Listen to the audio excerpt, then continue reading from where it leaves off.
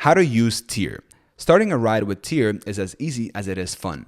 Download the Tier app by clicking my link down in the description and you're going to get a 50% discount of 5 rides within 90 days. Then sign up and follow the steps below to start moving.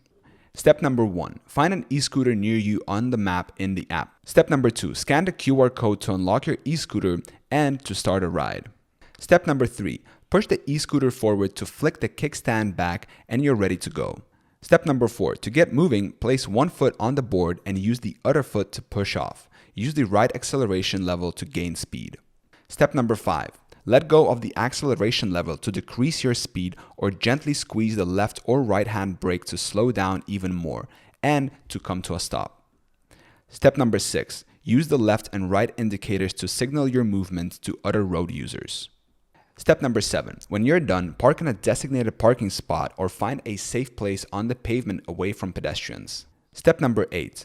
Pull the e-scooter back onto its kickstand, tap and ride in the app, and you're done. And don't forget that you can get a 50% discount of your next 5 rides by clicking the link down in the description. I hope this video was helpful. Thank you so much for watching. Subscribe.